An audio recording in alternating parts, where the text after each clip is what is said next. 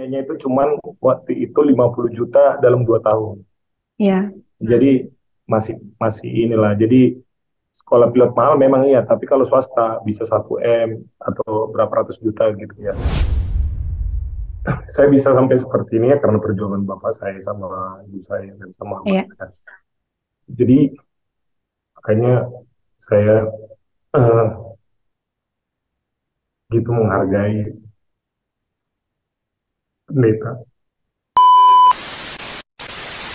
Shalom Bapak Ibu teman-teman penonton setia channel YouTube dan Spotify HKBP. Bertemu lagi dengan saya Neti Pasaribu dalam podcast HKBP.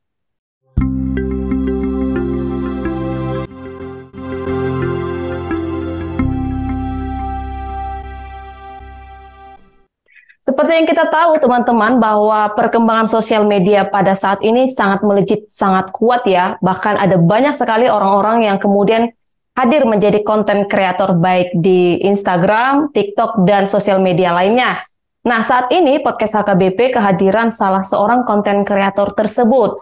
Selain sebagai konten kreator, beliau juga adalah seorang pilot dan kebetulan adalah seorang anak pendeta HKBP. Bersama beliau, kita akan membahas hal-hal menarik sebagai konten kreator, sebagai pilot, juga suka dukanya menjadi seorang anak pendeta HKBP. Tanpa berpanjang lebar, langsung saja kita sambut Abang Joshua Simanjuntak, a.k.a. Supir Siantar. Halo Bang. Hei, pertengahan.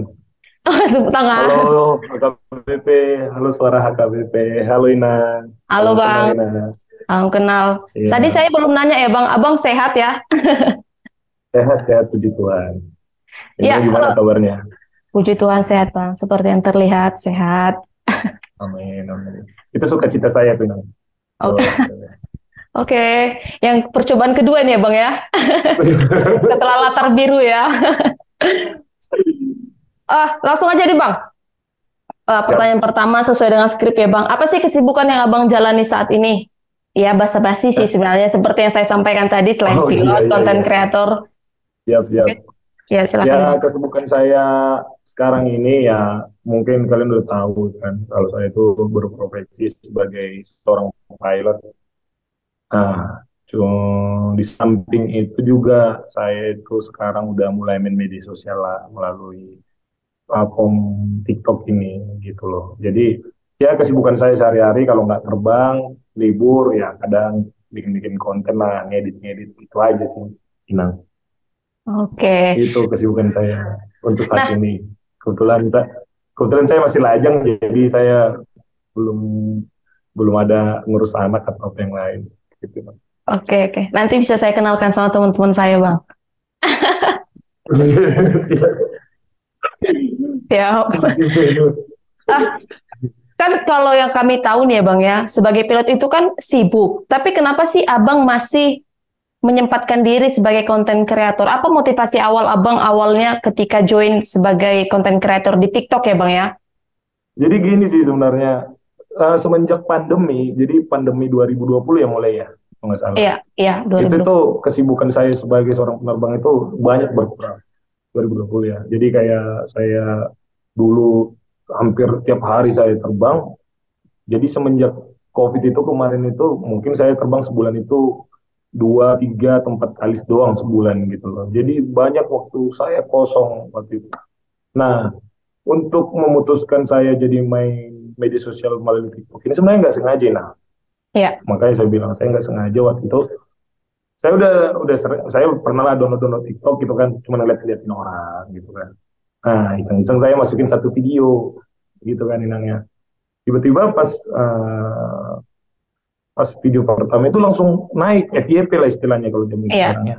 Wah, FYP ya gitu kan. Terus akhirnya setelah itu udah iseng lagi yang kedua. Ternyata makin gila lagi FYP lagi. Nah, waktu itu saya pikir wah ini gokil juga ini apa namanya. Nah, dari TikTok saya udah sering nonton konten-konten yang kayak berbagi kehidupan, nah kehidupan ada yang musisi, ada yang pelaut, ada yang apa. Wah, kenapa enggak saya masukin aja ya kehidupan seorang pilot gitu ya kan. Iya. Situlah saya mulai masukin. Jadi konten saya itu sebenarnya bukan, kalau dibilang pun saya seorang pilot, bukan konten edukasi penerbangan enggak sih. Jadi bagaimana saya menjalani hidup sebagai penerbang aja gitu aja. Nah. Dan di Ya, kehidupan saya sehari-hari gitu.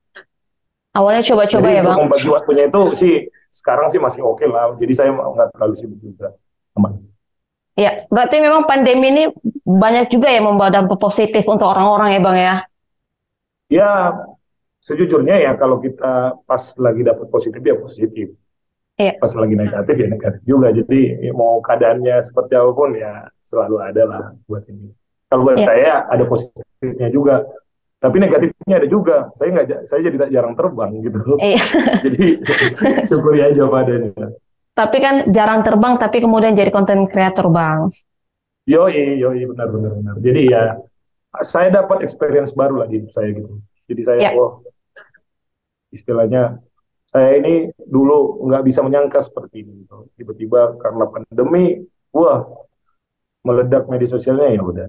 Itu aja sih. Bang. ya berarti sebagai konten kreator di TikTok udah 2 tahun lebih lah ya Bang ya. Bisa dibilang 2 tahun lebih ya, dari 2020 sampai sekarang. Enggak, kayaknya setahun deh, baru setahunan deh. Oh, berarti awal pandemi masih melihat-lihat dulu ya Bang ya, bukan langsung ya. Iya, jadi saya kayaknya baru tahun kemarin deh mulai main-main TikTok ini. Puji Iya. Tuhan banyak yang suka, teman-teman banyak yang dukung itu makanya saya bilang. Awal pandemi saya malahan ya sebenarnya nggak ngapa-ngapain, itu karena iseng aja waktu itu. Ya, apa sih Bang? Boleh nggak di-share sama teman-teman penonton bagaimana pengalaman Abang ketika awal-awal merintis sebagai konten kreator? Mungkin ada komen-komen yang menjatuhkan atau mungkin lagi males, lagi capek kayak gitu untuk memproduksi konten, Bang.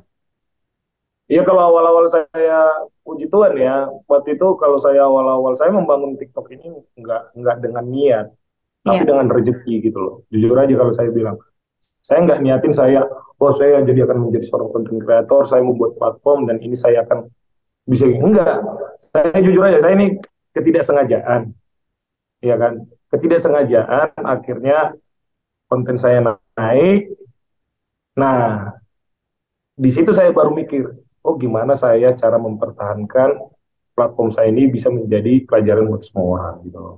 Makanya mungkin dari situ sebenarnya ya tujuannya sebenarnya itu juga sih. Bagaimana orang bisa belajar dari kehidupan saya gitu loh. Ya kehidupan saya nggak selalu baik. Apa yang baik aja kalian ambil, kalau yang kurang baik ya nggak usah ditiru. Itu aja sih. Iya. Nah, jadi saya nggak ada saya gimana caranya enggak. Saya konsisten dengan konten-konten saya. Ya mau orang suka maupun enggak ya itu kan urusan belakangan nanti. Ya, tapi konten negatifnya nggak di-share kan, Bang? Nah, konten negatifnya enggak lah. Iya. Selama setahun ini, Bang, memproduksi konten di TikTok, ada nggak pengalaman yang paling berkesan yang Abang rasakan?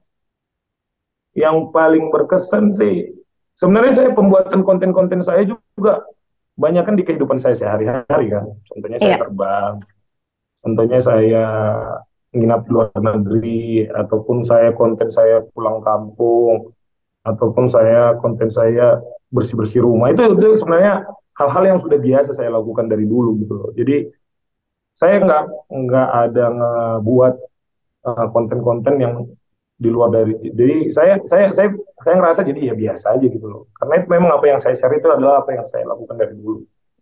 Iya, berarti kehidupan sehari-hari aja gitu ya, Bang ya? Iya, di my life gitu loh. Jadi beda hal kalau saya mungkin bikin konten makan cabai 1 kilo, mungkin itu bisa jadi pengalaman baru juga kan buat saya kan. Tapi kalau Bang, kalau sekarang kalau dibilang pengalaman yang berkesan atau enggak, nggak ada sih. Biasa iya. aja. Oh ada sih, ada waktu itu. Yang ini, yang bapak saya pensiun ini, Nan. Oh iya, iya. Saya lihat juga tuh. Oh, gitu. Iya, itu tuh. Duh, oke lah. Sekali seumur hidup soalnya itu, momen Iya. itu. Eh, Tadi kan Abang kontennya A Day in My Life ya Bang. Tapi itu kan semua Iya. orang itu punya ciri khasnya. Boleh nggak Bang, sedikit aja Abang sampaikan sama teman-teman ciri khas Abang ketika bikin konten A Day in My Life itu Bang? Ya ciri khas saya ya gini, sebenarnya kan dari mungkin kenapa orang banyak suka dengan konten saya adalah gini. Ya apalagi saya bikin namanya Supir Siantar. Ya kan? Iya, Supir Siantar. Terus ternyata saya seorang pilot. Terus mungkin orang-orang ngelihat saya ya mungkin ya makan di mana apa-apa ya kayak kehidupan orang-orang biasa aja mungkin itu mungkin yang menjadi ciri khas saya ya mungkin ya kalau saya bilang ya ya saya apa adanya aja di konten saya gitu loh nggak ada yang ini nggak dilebihin dan mungkin yang bikin kaso ini saya isi konten saya kalau saya ngomong kan voice overnya ada Ya. ngomong gas gitu gitu. Ayo Bang, promo sosmed HKBP dong dengan kata-kata gas Bang. Iya nih buat kalian yang ini yang ya warga jemaat HKBP lah khususnya muda-mudi gitu loh.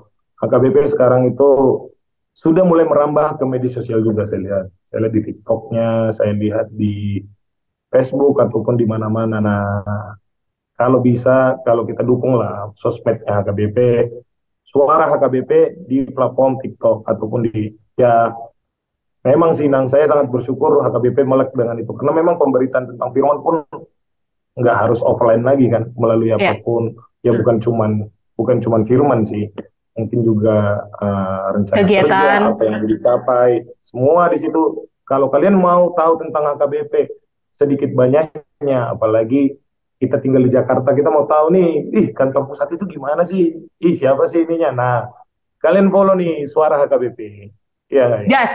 di TikTok ya nah gas Iya Bang. suara HKBP di TikTok gas Oke, gitu. makasih ya Bang promonya. Iya, benar, benar, benar. Tadi kita udah bahas Bang, Abang sebagai konten kreator. Tapi seperti yang saya Ya, sampaikan juga tadi ya Bang, Abang adalah seorang anak pendeta, Amang Pendeta Edison Simanjuntak ya Bang ya. iya, iya, benar, benar. Begini Bang, kebanyakan pendeta-pendeta ini kalau punya anak, katanya anaknya harus ada salah satunya sebagai penerus, begitu. Iya, iya, benar, benar. Nah, kami scroll sosial media Abang, kayaknya orang Abang bersaudara nggak ada nih yang jadi pendeta. Abang justru yang jadi pilot, begitu. Iya. Kalau Abang sendiri, apa alasan Abang memilih menjadi pilot? Apakah Abang nggak memiliki tekanan dari keluarga? Ayolah jadi pendeta seperti ayahmu, seperti itu. Nggak ada ya Bang? Jadi gini sebenarnya, menurut saya itu pendeta ini suci, panggilan. Eh, saya sadar diri. Eh, menjadi seorang pendeta itu bukan cuma modal pintar mungkin, tapi memang hati sih, saya bilang. Nah, dan maksudnya perbuatan ya, kelakuan. Saya sadari diri saya itu nggak bisa sebaik menjadi pendeta seperti bayangan saya gitu loh. Pendeta di bayangan saya adalah santun dalam berkata, baik, polos, apa gitu. Ada kriteria menjadi pendeta dari saya, ya kan? Nah, saya jujur aja, saya nggak bisa memenuhi poin-poin itu gitu loh. Jadi itu yang menjadi kenapa saya dan saya tanya juga ke abang saya, kenapa kamu nggak jadi pendeta? Dia juga sama seperti saya, dia bilang gitu. Jadi Ya. sorry ya saya bilang ya, saya belum bilang. Eh, banyak kan sekarang ya itu dia saya bilang pendeta itu ya memang harus yang kayak tadi itu kriteria. Jangan kita jadikan ini aja profesi atau apa. Enggak kayak gitu kalau saya pribadi. Ya. Ya gitu aja sih sebenarnya. Jadi makanya saya nggak belum mau jadi pendeta waktu itu nggak mau jadi karena diri saya sendiri belum siap. Iya. Tapi kalau dari orang tua Bang, terutama dari Amang Pendeta nih, emang nggak ada nuntut gitu Bang ke Abang? Ada bapak itu dong ya sebenarnya bapak enggak yang ngomong itu malah mama kan Iya. dia bilang kan cuman ya bapak itu orangnya demokrasinya tinggi dia selalu menyerahkan keputusan terhadap keputusan anaknya aja jadi Ya. dia nggak pernah memaksa kita untuk jadi pendeta ya buat dia bilang buat apa saya paksakan kalau kamu nggak suka juga gitu. Ya. Ayo kita ucapkan terima kasih kepada Amang Pendeta Edison Simanjuntak. Halo Amang. Halo, Siapa tahu mantap. Amang Pendeta nonton Bang. Oh iya, ya, nanti bapak pasti nonton ini sama mama. Iya. Nah, Iya. kami juga mendengar kata-katanya gitu ya Bang. Sekolah pilot ini kan mahal. Sementara kita tahu bahwa pendeta ini ya tidak kekurangan tapi Iya, tidak berlebihan seperti itu. iya. Nah, Kenapa sih seorang anak pendeta HKBP berani untuk sekolah pilot gitu Bang? nah, jadi sebenarnya itu saya sekolah pilot ini sekolah pilot negeri. Nah, Iya. Jadi biayanya itu cuman waktu itu 50 juta dalam 2 tahun. Iya. Jadi masih masih inilah. Jadi sekolah pilot mahal memang iya, tapi kalau swasta bisa 1 M atau berapa ratus juta gitu ya. Cuma ya jujur aja lah, kalau saya sekolah pilot swasta, bapak nggak sanggup lah ya. Puji Tuhannya ya gitu. Puji Tuhannya saya sekolah di STP Curug dulu namanya itu. Iya. Ya biaya uang sekolahnya itu, saya sekolah di sana selama 2 tahun, di total cuma 52 jutaan lah. Jadi ya, ya puji Tuhan ya itulah, saya sekolah di negeri itu. Jadi itu kenapa saya bisa jadi seorang pilot sekarang. Karena saya sekolahnya waktu itu ya Sekolah murah lah, negeri ya, Bang. sekolah negeri. Gitu. Ya, ini semangat juga nih untuk teman-teman anak-anak pendeta HKBP di luar sana atau teman-teman pemuda HKBP yang memiliki Iya, cita-cita menjadi seorang pilot seperti Bang Joshua boleh mencoba untuk sekolah negeri gitu ya, Bang ya. iya, iya, benar. Jadi ya itu saya bilang ya, mungkin buat orang-orang kita kan nggak bisa menghakimi ya. Maksudnya Ya, bukan tidak bisa. Kita nggak tahu orang tua kita siapa. Kita dilahirkan ke dunia ini nggak tahu orang tua siapa. Rezeki kita kalau mungkin orang tua kita mungkin bisa orang kaya banget, bisa itu rezeki dia. Tapi bisa juga orang tua kita pas-pasan atau bahkan berkekurangan. Tapi intinya dari diri kita sendiri gitu loh. Kayak contohnya ya kamu harus, intinya model yang pertama kali adik-adik lah aku bilang di sini ya, kamu ya, belajar gitu loh. Jaga diri kamu baik-baik, jaga sikap kamu, dan paling penting ya, ya kamu belajar, tetap belajar. Jangan pernah menyerah dengan keadaan yang apa yang kamu lihat. Semua itu jalannya apa? Jadi presiden pun bisa. Kalau Tuhan sudah kasih jalan yang terbaik, pasti apapun itu udah akan. ya. Semoga ini menyemangati teman-teman yang menonton ya, Bang ya. Iyalah, amin amin. Ya. Gini Bang, kalau pilot ini kan gambarannya itu pekerjaan yang sangat menyenangkan, Ya, keren, baru pokoknya bisa jalan-jalan ke luar negeri sesuka hati sesuai dengan rute penerbangan. Nah, kalau Abang sendiri menilai apakah pekerjaan sebagai pilot itu memang semenyenangkan itu atau ada sebenarnya ada suka dukanya juga gitu? ya pasti. Nah, suka duka dalam suatu pekerjaan itu pasti ada. Ya Iya, satu ya. Ya suka, mungkin sukanya yang aku tunjukin selama ini sama sama orang-orang, oh tentang oh terbang ke sana, jalan-jalan jalan-jalan. Tapi kan di balik dukanya juga banyak ya yang harus. Dan itu biarkan saya yang ini. Contohnya ya misalkan kayak saya dulu, saya bangun tiap hari dulu jam 2 pagi. iya, Iya kan, jam jam jam kalian tidur, manusia normal tidur, saya kerja gitu kan. iya, Dengan resiko saya bawa pesawat gitu ya. Ya, jadi tapi itu kan satu hal yang memang harus ya. Namanya di dunia kita di dunia pasti ada negatif sama positifnya kan. Cuman ya itulah belajarnya, jaga kesehatannya seperti apa. Ya kan orang nggak, jadi bukan, makanya saya bilang sama adik-adik saya ya, sama adik-adik saya bilang, kalian jangan lihat aku yang sekarang, iya, iya tapi benar. kalian pelajari aku yang dulu, aku bilang kayak gitu. Jangan melihat dari sisi enaknya aja gitu ya Bang ya. Iya, sisi enaknya aja, tapi gitu sih. Jadi Iya, intinya sih, yang pertama, ketika kalian mau sukses, kalian persiapkan diri kalian. Apapun itu kalian persiapkan, baik kesehatan kalian maupun otak kalian. Udah 60% kalian akan jalannya tada-tada-tada. 40% lagi itu nanti yang kita butuhkan, semuanya dalam hal mungkin rezekinya lancar ataupun iya. apanya jalannya mudah gitu, gitu loh. Gitu sih. Ya, mudah-mudahan semua orang mendapatkan cita-cita yang diinginkan ya Bang. Amin. Amin, amin, amin. Apa? Nah, tadi kita bahas tentang pekerjaan Abang sebagai seorang pilot. Sekarang saya Ya. ingin lebih membahas Abang sebagai seorang anak pendeta HKBP gitu, Bang. Oke, Saya punya teman juga calon pendeta, tapi dia pun anak pendeta. Dia sering cerita sama saya bahwa ayahnya ini kerap sekali menomorduakan keluarga karena tuntutan pelayanan. Eh, apakah hal ini juga terjadi ya, sama Abang di tengah-tengah keluarga ketika Abang masih ya. bareng dengan ketika Abang pendeta masih aktif melayani di HKBP, Bang?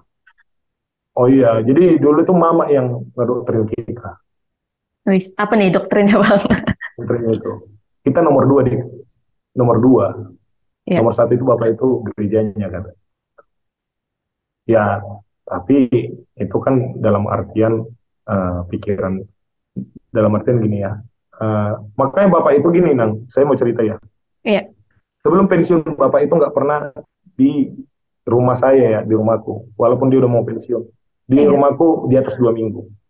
Seminggu, bapak itu di sini pasti udah ngomong, pulang laku, aku gimana? Iya. Aduh, ini kok nanti sermon gimana? Eh, apa namanya? Nanti gimana? Jadi dia, bapak itu udah, ya itu dalam hati saya, ya istilahnya dia udah lebih menyayangi gerejanya. Bahkan ya, Pak, udahlah Pak, Bapak kan udah tua, banyak pendeta-pendeta yang nanti bisa nge-backup Bapak gitu kan. Iya. Ya, enggak, itu tanggung jawabku, aku pendetanya, digituin, gini. Ya, itulah salah satu contohnya. Tapi, ya saya pun mengamini itu, dan itu menjadi suatu kebahagiaan juga buat saya, gitu. Memang ya dalam yang penting kasih sayangnya itu kan dalam artian kasih sayang dari orang tua yang saya dapatkan, saya nggak berkekurangan, gitu kan. Jadi selama positif, lain hal mungkin buat nongkrongnya dia kita nomor dua, karena nongkrongnya ya itu saya bisa marah. Tapi kalau karena memang dia karena pekerjaan Melayani ya bapak Bang ya. kayak gitu, ya saya nggak bisa.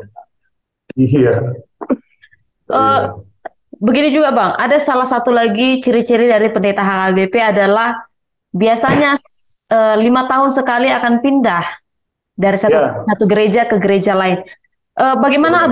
Bagaimana abang selama ini memposisikan diri abang untuk mendampingi amang, mendampingi orang tua ketika ada perpindahan-perpindahan seperti itu? Mungkin kalau sekarang ya mungkin abang sudah nggak ikut lagi, tapi dari kecil kan abang masih Iya, mendampingi bersama gitu. kalau yang masalah pindah-pindah, iya sih itu termasuk. Ya saya dulu SD 3 kali saya pindah sekolah. SMP enggak, baru SMA saya pindah-pindah kan. Saya dulu penempatannya di Toba, bapak pertama kali. Saya lahir di Utahayan. Nah, Oh iya, ya, HKBP Utahayan. Terus saya ke HKBP Persambilan, ya kan di Losong Batu. Nah, saya masuk di situ kelas 1 SD, ya. ya kan. Nah, Berarti bisa berbahasa begitu Batak dengan pindah di fasih ya bang ya? Center Sawah, boy juga tuh bisa demas sedang boy bahasa itu. Jadi Mantap. eh, tuh Center Ya. Sawah sampai ke-6. Terus habis itu ke Kisaran, saya lulus SD di sana. Terus saya SMP, terus habis itu ke Siantar balik lagi. Jadi memang ya dalam perjalanan bapak saya pindah-pindah itu ya saya harus adaptasi. Iya, Puji Tuhannya, saya kebetulan lahirnya orang introvert, ekstrovert, si iya, udah si kenceng pat, ya kan. Jadi saya mudah bergaul sama semua orang, iya. ya kan. Dan saya suka malahan, saya pindah-pindah santai, ketemu teman baru. Jadi teman saya itu banyak, Kinan. Sangat banyak teman saya. Mau di Toba, mau di mana namanya itu, di Siantar, di Kisaran, wah teman saya banyak. Karena kebetulan saya itu ekstrovert, Iya. saya suka bergaul orangnya, saya suka, istilahnya kalau dibilang saya anak suka nongkrong lah, gitu. Jadi saya gampang berbaur sama teman-teman jemaat-jemaat di sana. Jadi kurang kendalanya sih, nggak ada kendala, itu malah menjadi rezeki buat saya. Iya. Eh, Gini bang, memang sebagai seorang ekstrovert mungkin itu bukan suatu kendala gitu ya bang ya. Iya, Dalam rangka mencari teman gitu. Tapi kan setiap daerah, setiap gereja itu tidak selalu menghadirkan kenyamanan. Artinya bukan tanpa menyebutkan satu gereja yang pernah dilayani oleh Amang, ada nggak salah satunya yang abang butuh, walaupun abang adalah ekstrovert, tapi abang butuh tenaga ekstra nih supaya abang lebih nyaman tinggal di situ? Atau semuanya, udah jalani aja gitu? iya, kalau saya sih kemana saya dilempar asik-asik aja saya, Inang, jujur ya Inang, saya gua bilang di mana mana saya. Dan ya kayak, dan saya lihat kan, ya saya lihat pergaulan saya dari saya kecil sampai sekarang, waktu saya SMA lah terakhir itu Iya, lancar-lancar aja gitu. Nah, karena mungkin saya juga, sorry ya kalau dibilang, saya agak bandel orangnya, ya kan. Orang bandel itu yang biasa satset kan, gitu kan. iya, Contohnya, iya, ya kan, maaf lah istilahnya, kayak dulu kita sama anak-anak main bareng, iya, ya kan, bahkan melakukan hal-hal yang nggak juga ya bareng juga. Jadi nggak ada gap gitu loh. Jadi saya masuk masuk aja ke semuanya gitu loh. Nggak tahu kalau saya Inang mau nanya kalau introvert gimana ya, karena bukan saya kan ya saya nggak tahu nggak bisa jawab gitu. Iya, iya. Terlihat dari banyaknya konten abang juga, abang punya banyak teman ya bang ya. Kemanapun ada lapo-lapo orang Batak, saya lihat ada bang Joshua. Nanti gas aja sama Inang gas. Nah, gini bang, sebagai anak pendeta, abang sudah menyaksikan pelayanan yang dijalani abang sejak kecil, bahkan sampai abang kemudian tahun lalu ya bang, pensiun Ya. dari kependetaan HKBP. Apa ungkapan perasaan yang ingin abang sampaikan kepada Amang terutama dan juga kepada pendeta-pendeta HKBP yang saat ini masih aktif melayani di HKBP? Jangan Ya nangis ya bang kalau ya.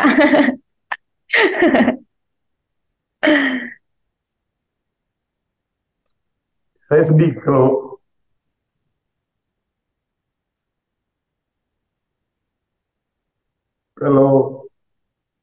ingat orang tua saya. Ah, sorry Nang ya. Maaf nih pertanyaannya Itu jadi membuat abang. Atau boleh kita skip bang pertanyaannya? enggak. Saya kebayang aja ya. Karena dalam hati saya gini, nah, saya bisa sampai seperti ini ya karena perjuangan bapak saya sama ibu saya dan sama mama Iya. saya. Jadi makanya saya eh, gitu menghargai pendeta. Tuh, Aduh, kan. maaf bang. Aduh maaf pertanyaannya buat abang jadi sedih. Saya Maaf. langsung keinget aja gitu. Ya, Jadi pendeta itu buat saya, wah, ya saya nggak tahu ya, karena saya melihat bapak saya.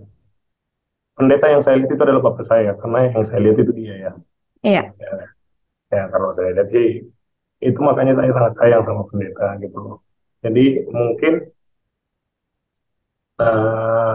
buat bapak saya, ya terima kasih lah buat pelayanannya selama ini. Kalau saya tahu bapak saya seperti apa pelayanannya, ya mudah-mudahan apa yang bapak layani selama ini, apa namanya, bisa menjadi berkat lah.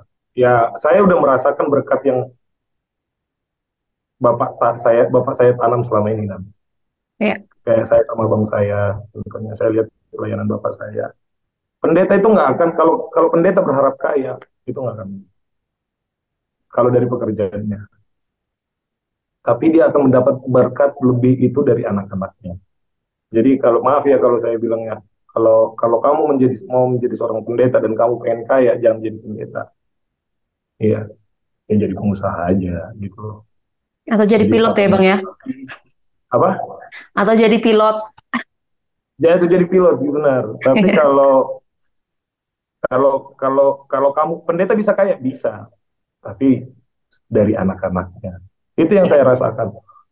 Saya ini pun seperti ini kayak rasanya, makanya saya selalu selalu nangis kalau ingat itu. Itu adalah berkat kerjaan bapak saya dan ibu saya. Mama mama mau bilang kan. Ya saya ya mungkin yang tahu lah ya kayak dalam hal mungkin juga dalam hal pelayanan ya bapak saya di mana gitu loh biasa-biasa aja gitu ya bukannya Iya, saya mau itu sama aja sebenarnya cuman ya kita kalau berbicara ya tapi ya puji Tuhan dia bapak bisa menikmati apa yang dia tanam selama ini bukan melalui pekerjaan dia yang hasil dari dia digaji dari gereja enggak kalau dia dari apa yang dia dapat dari gereja dia nggak akan sanggup itu semuanya tapi iya, dia bisa merasakan itu ya mungkin karena saya gitu loh itu saya bisa seperti ini karena dua-duanya jalan saya yang selalu mulus. Jalan saya mulus banget sampai sekarang. Nggak ada saya kalau saya bilang saya bisa jadi seorang pilot, saya terbang ke luar negeri kemanapun segala macam. Nggak ada pernah yang ada ngabain. Itu kan dua orang tua saya sih saya. Itu sih Inang. Ya mungkin juga Inang sebagai calon pendeta nantinya gitu ya Inang ya. Bukannya saya juga ini bisa juga maksudnya akan menjalani pelayanan yang yang yang yang panjang masih ya saya harap Inang juga tuluslah melayani atau apa gitu semakin baik ke depannya pelayanan itu aja sih Nah, untuk itu tadi itu ya untuk pendeta-pendeta yang masih aktif saya bilangnya. Ya saya bilang apa ya semangat aja dalam melayani dimanapun dan kapanpun, dimanapun Amang Inang melayani kita saling mensyukuri aja. Sama kayak tadi yang Inang bilang kita harus cari positif dan negatifnya. Ya Ya, tapi ya kita harus selalu mensyukuri aja ya. Itu aja sih Inang. ya. Terima kasih Bang Joshua untuk ungkapan perasaannya kepada Amang Simanjuntak dan kepada pendeta-pendeta yang masih aktif melayani saat ini. Eh, Pertanyaan selanjutnya nih Bang. Ini udah pertanyaan akhir nih Bang. Selain karena menjadi Cepet juga ya, keras ya. iya Bang. Kenapa gimana? Selain karena menjadi anak pendeta HKBP, apa alasan Abang begitu mencintai HKBP selain tato Abang lambang HKBP itu?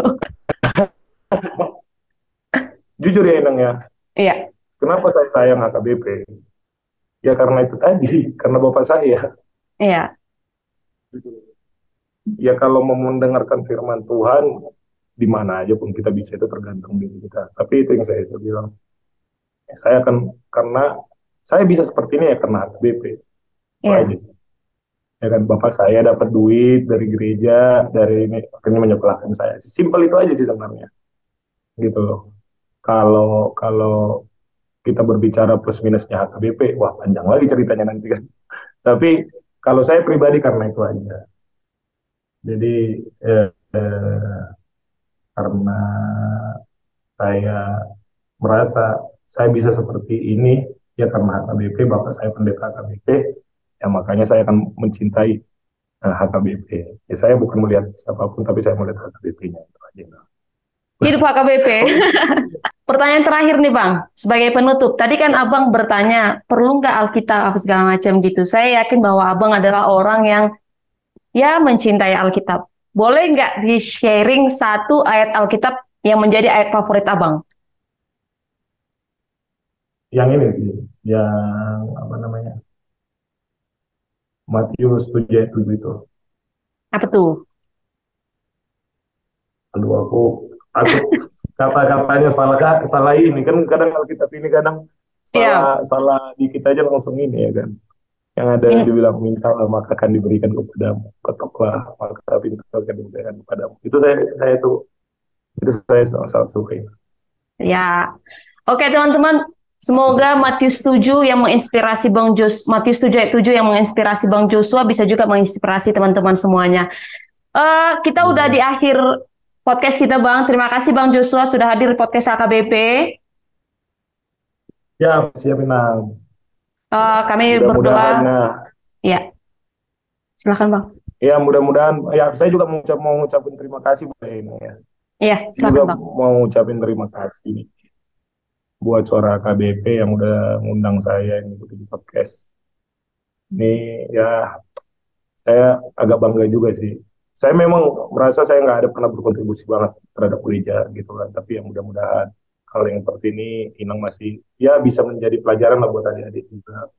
Bukan cuman buat anak pendeta, anak semuanya, anak semua HKBP bisa bisa semakin baik ke depannya. Mudah-mudahan juga suara HKBP ini juga bisa menjadi media informasi, media apa namanya penyampaian pesan-pesan HKBP melalui firman ataupun berita. Saya juga berharap HKBP juga semakin maju ke depan dalam hal pelayanan, dalam hal segalanya lah yang bisa saya Amin. ini. Terima kasih Inangnya, Inang Boru Pasaribu dan Boru Siagian yang udah Ya. membimbing saya. Terima kasih Bang Joshua. Doa setulus hati dari kami kepada Abang. Semoga Abang sehat, rezekinya dilancarkan dan sebagai konten kreator juga semakin berkembang ya Bang ya. Yang Iya, terakhir, amin, amin. yang terakhir semoga segera mendapatkan jodoh. Amin, amin, amin, amin, amin. Nanti Siap, siap, soal siap. jodoh, bisa kita bicarakan di belakang. Oke, nanti kita ini ya apa namanya itu japri-japrian. Boleh. Terima kasih Bang Joshua, sehat selalu ya. Terima kasih. Iya, iya. Sehat selalu. Terima kasih teman-teman sudah menyaksikan podcast hari ini. Kita masih akan bertemu pada podcast selanjutnya dengan narasumber dan pembahasan menarik lainnya. Terus saksikan kami di YouTube dan Spotify HKBP. Shalom, Tuhan Yesus memberkati.